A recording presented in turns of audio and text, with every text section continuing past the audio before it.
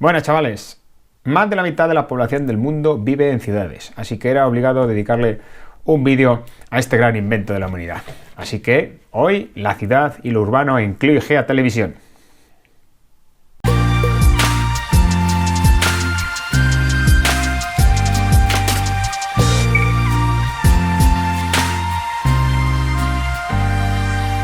Bueno, vamos a empezar con este tema llamado la ciudad y lo urbano, y lo primero que vamos a hacer es definir la ciudad, ¿vale? La ciudad se puede definir de muchas formas, pero sobre todo tenemos tres aspectos importantes. Lo primero, evidentemente, por el número de habitantes. Las ciudades son grandes concentraciones de población. En España el límite está en 10.000 habitantes. A partir de 10.000 habitantes lo consideramos un poblamiento urbano.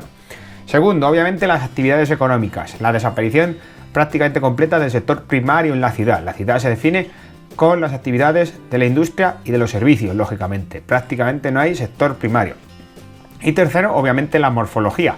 Una alta densidad de población. La población se concentra en espacios pequeños y evidentemente en altura, creando edificios altos o, en ciudades ya importantes, rascacielos. Bueno, en las ciudades se concentran muchas funciones. Las funciones urbanas pueden ser muy diversas. La principal, obviamente, la función residencial. Las ciudades son sitios que utiliza la gente para vivir. Pero además de ella, evidentemente, hay otras muchas. Obviamente, la ciudad también cumple una función comercial y financiera, ¿vale? Todas ellas. Hay otras hay algunas ciudades que esa función comercial y financiera es más importante todavía, como por ejemplo, os he señalado aquí, Rotterdam o Génova, que son dos ciudades con un puerto, por ejemplo, muy importante y donde esa función destaca sobre el resto, ¿vale? Obviamente, en la ciudad también se concentra la industria, en este caso en polígonos industriales que actualmente se concentran en las partes exteriores de las ciudades. Obviamente las ciudades también cumplen una función administrativa, sobre todo las capitales, como Madrid en este caso de España o Toledo de Castilla-La Mancha. Y obviamente también las ciudades tienen una función cultural y educativa. En este caso es un poco más diverso, por decirlo de alguna manera. Pueden tener, por ejemplo, una función religiosa, como en el caso de Roma, o universitaria, como en el caso de Salamanca, o una función que predomina sobre todo, o unas ciudades en las que predomina sobre todo la función turística. Pues os he puesto en caso de Benidorm, en este caso habría muchas más, Venecia, en Italia, o otras muchas ciudades que evidentemente tienen un turismo bastante desarrollado, ¿vale? Bueno, a lo largo del tiempo las ciudades han ido creciendo. Vamos a diferenciar tres etapas. La ciudad preindustrial, obviamente hasta la revolución industrial de final del 18, principio del 19, hasta el mediados del siglo XX, desde esa revolución industrial, vamos a tener la ciudad industrial y ya a partir del mediados del siglo XX hasta nuestros días, la ciudad postindustrial, ¿vale? Vamos a ver las características principales de cada una de ellas. Bueno, la ciudad preindustrial va a tener varias etapas, pero sobre todo lo que va a distinguir a todas ellas es que van a ser ciudades con muy poca población, como tiene aquí, ¿vale? Y van a ser núcleos aislados, ¿vale? No va a haber una conexión, no va a haber una, vamos a decir, red de ciudades importantes en toda esta época preindustrial. Las primeras ciudades importantes se crearon en la antigüedad Grecia y sobre todo Roma, ¿vale?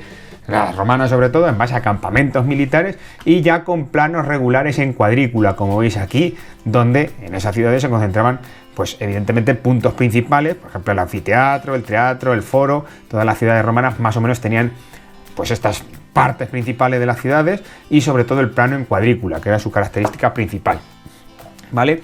Ejemplos de ello, por ejemplo en España, pues tenemos Zaragoza o Mérida en este caso, ¿vale? En la Edad Media las ciudades van a cambiar, van a ser mucho más pequeñas, ¿vale? Van a estar amuralladas y por tanto van a tener una gran densidad de población. La población se va a hacinar dentro de esas murallas, ¿vale? Y eso va a dar lugar también a un plano irregular. La ciudad no va a estar previamente planificada como en el caso de las romanas. Por ejemplo, claro, pues el casco histórico de Toledo, lógicamente.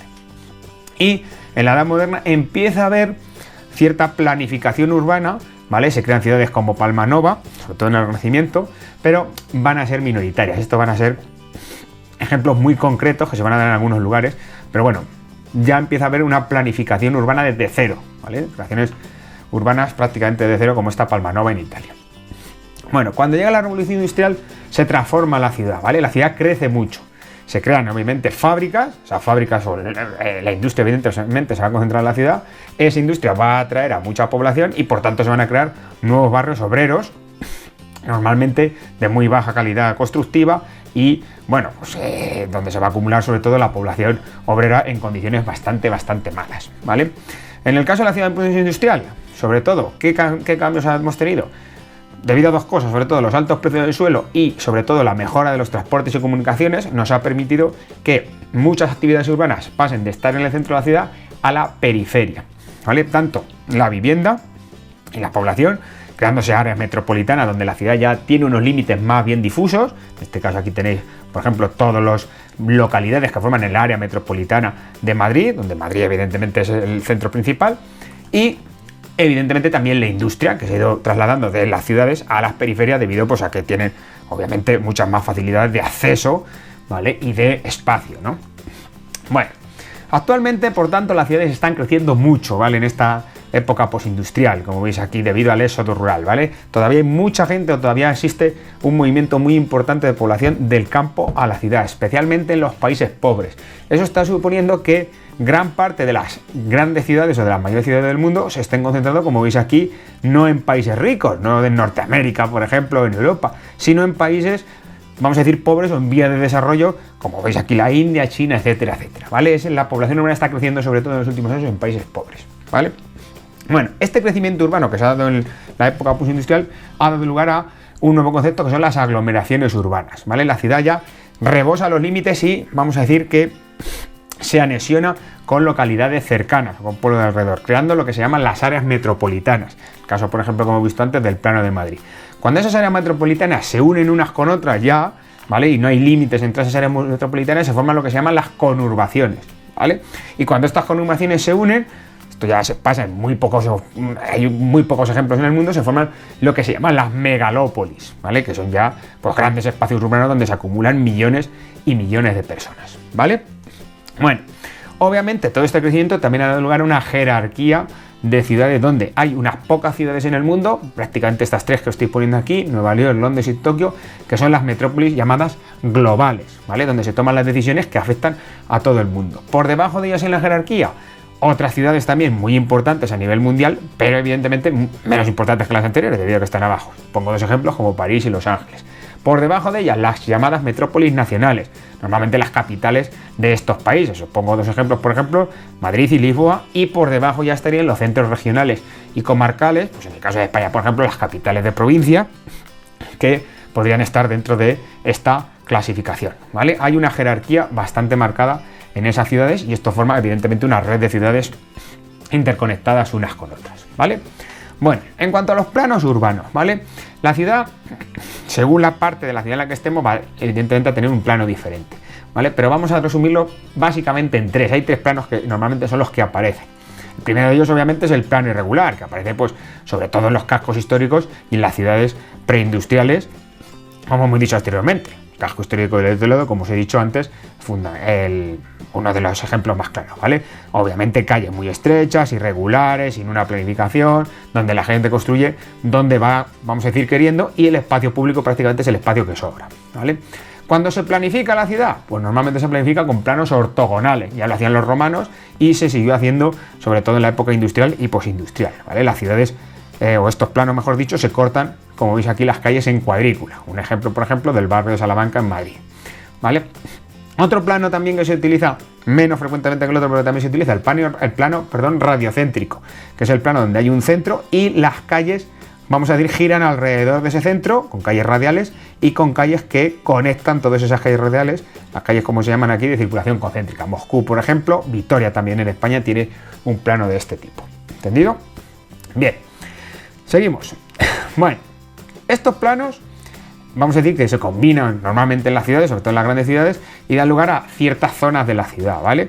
Las ciudades normalmente, en los países ricos estamos hablando, van a tener un centro urbano, que en el caso de Europa normalmente es el casco histórico irregular, en Norteamérica, o son ciudades más nuevas, es lo que se llama el Distrito Central de Negocios, o CBD, una zona que se llama el ensanche, que es la parte que se construyó en la vamos a decir, ciudad industrial, ¿vale? A partir de la industrialización, que normalmente tiene un plano ortogonal, y luego una periferia que es la que se construye ya a las afueras del ensanche, sobre todo en la ciudad postindustrial, ¿vale? Creándose sobre todo zonas residenciales en base a, bueno, pues ciudad jardín, esto es un modelo más americano, anglosajón, o en el caso, por ejemplo, de nuestro país en España, pues a través de bloques de viviendas, ya digo, con una función meramente residencial, ¿vale? Bueno, al crecer tanto las ciudades, evidentemente esas ciudades van a generar una serie de necesidades en equipamiento y en infraestructura, ¿vale? Agua, energía, electricidad, zonas verdes, ¿vale? Transportes y comunicaciones, carreteras, evidentemente, redes de todo tipo, autobuses, ferrocarril, ¿vale? Metro en las grandes ciudades y obviamente también, evidentemente, la necesidad de integrar a sus habitantes para que no se creen barrios, vamos a decir, ricos y barrios pobres y por tanto que se creen conflictos sociales importantes. Obviamente todo eso genera que tenemos que ordenar el territorio a través de planes urbanísticos, ¿vale? Y que ese urbanismo lo tiene que hacer la administración pública. Normalmente lo hacen los ayuntamientos, ¿vale? En ese urbanismo, evidentemente, hay muchos agentes urbanos, ¿vale? Hay muchos, vamos a decir, intereses contrapuestos que es la administración pública las que los tienen, vamos a decir, que intentar poner o llegar a un acuerdo. Obviamente hay unos propietarios del suelo que quieren sacarle mucho dinero a ese suelo que tienen, hay unos promotores inmobiliarios que son los que hacen las viviendas y que también quieren ganar mucho dinero, hay unos propietarios de las viviendas que también le quieren ganar dinero a su vivienda o comprarla a bajo precio, hay una serie de empresarios o gente que se dedica a todos los comercios, a todas las empresas, por decirlo de alguna manera, que hay en la ciudad y que también evidentemente tienen aquí su voz.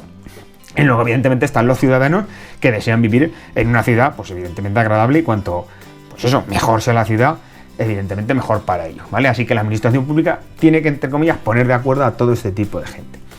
En los países pobres, pues evidentemente estamos hablando de otra tipología de ciudad completamente diferente, con una serie de problemas grandes. Son ciudades demasiado grandes, ¿vale? Están creciendo mucho, una distribución irregular, además hay muy pocas ciudades que son muy grandes y muy pocas ciudades, vamos a decir, pequeñas, ¿entendido? Con una carencia de infraestructura y equipamientos muy grandes y evidentemente basados en una urbanización espontánea. Aquí sí que no hay grandes planificaciones ni pequeñas, no hay planificación prácticamente y eso normalmente genera desequilibrios sociales. Barrios muy ricos frente a la mayor parte de estos barrios que son bastante pobres.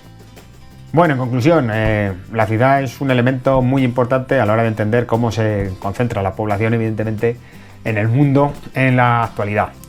Espero que hayáis aprendido algo en este vídeo, no dejéis de darle al botón de suscribiros al canal y nos vemos pues muy prontito, tendremos por aquí otro vídeo de Click Televisión, así que aquí os espero, hasta luego.